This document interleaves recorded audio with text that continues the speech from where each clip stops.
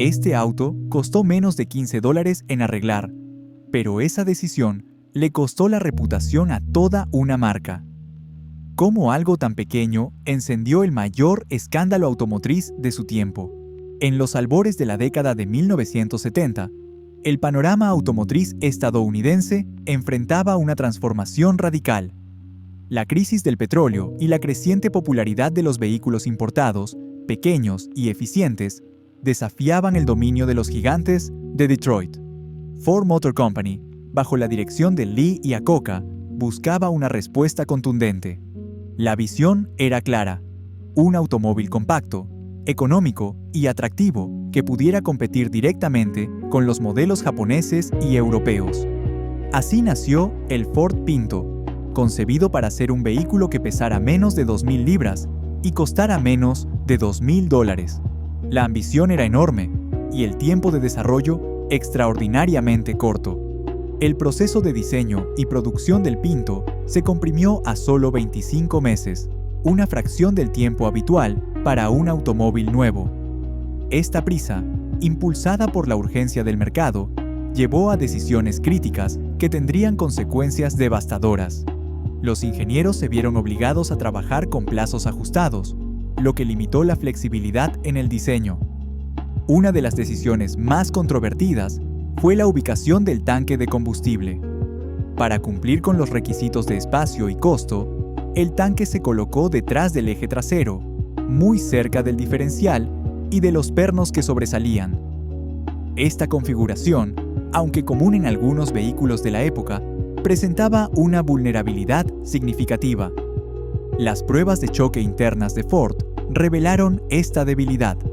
En impactos traseros a velocidades relativamente bajas, el tanque de combustible era propenso a perforarse, lo que resultaba en fugas y, en muchos casos, incendios catastróficos. Los ingenieros de Ford eran conscientes del riesgo, pero la dirección de la empresa tomó una decisión que cambiaría la historia de la seguridad automotriz. Se realizó un análisis de costo-beneficio, tristemente célebre, que sopesaba el costo de rediseñar el tanque frente al costo de posibles demandas por lesiones y muertes.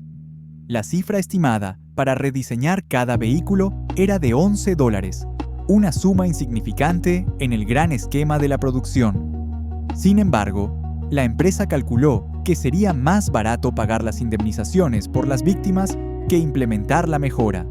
Esta fría aritmética, que valoraba la vida humana en términos monetarios, se convertiría en el corazón del escándalo. El Ford Pinto salió al mercado con un defecto de diseño conocido, una bomba de tiempo esperando el impacto adecuado para encenderse. La promesa de un automóvil accesible se vio empañada por una decisión corporativa que priorizó las ganancias sobre la seguridad. No pasó mucho tiempo antes de que los informes de accidentes del Ford Pinto comenzaran a acumularse.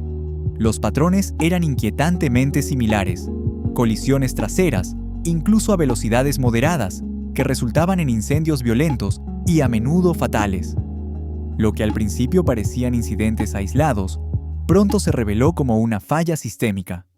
Las víctimas y sus familias comenzaron a buscar respuestas. Los medios de comunicación, alertados por la creciente cantidad de tragedias, iniciaron sus propias investigaciones.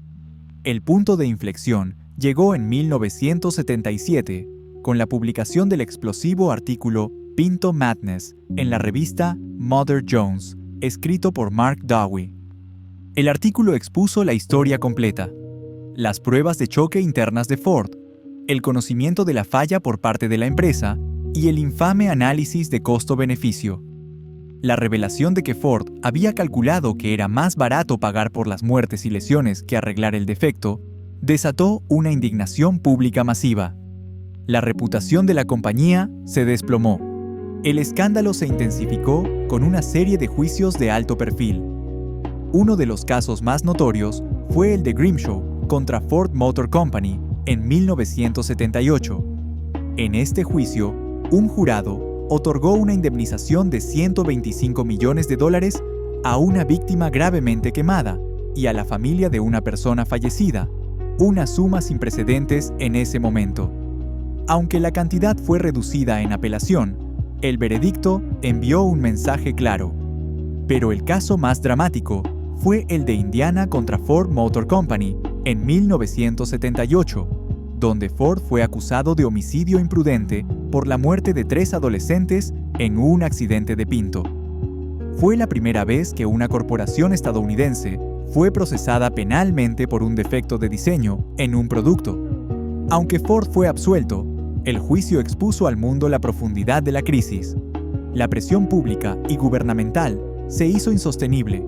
En 1978, la Administración Nacional de Seguridad del Tráfico en Carreteras, NHTSA, de Estados Unidos, bajo la creciente evidencia y el clamor popular, ordenó el retiro del mercado de 1.5 millones de Ford Pinto y 30,000 Mercury Bobcat.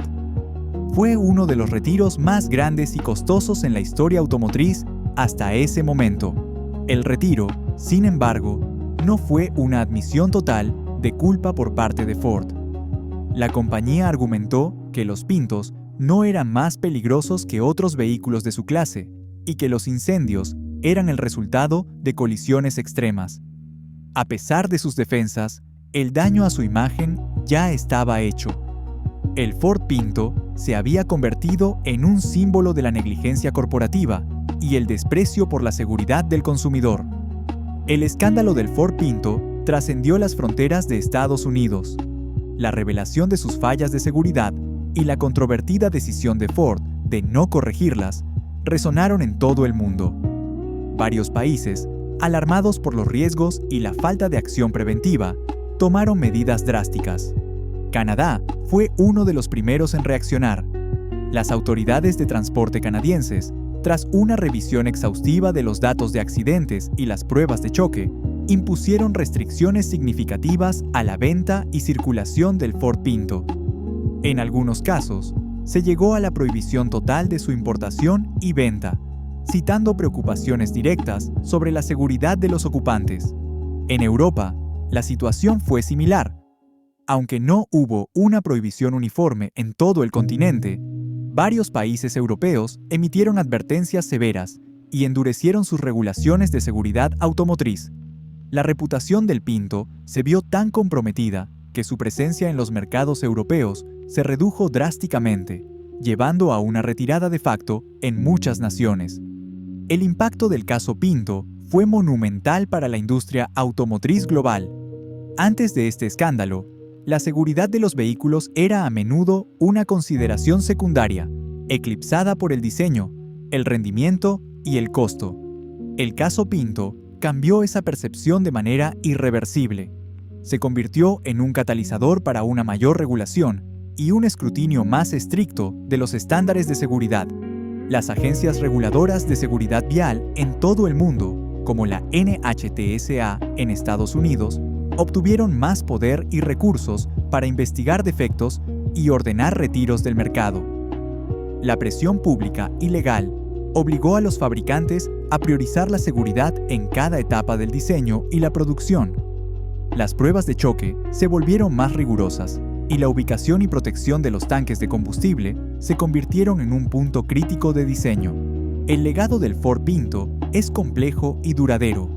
Por un lado, es un recordatorio sombrío de los peligros de la avaricia corporativa y la deshumanización de las decisiones empresariales. Por otro lado, es un testimonio del poder de la prensa investigativa y la justicia para responsabilizar a las grandes corporaciones.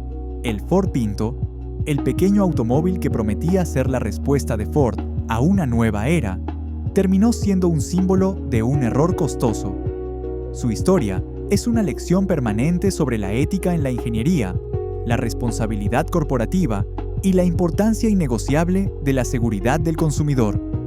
Su sombra sigue siendo un recordatorio de que el valor de una vida humana no puede ser calculado en dólares.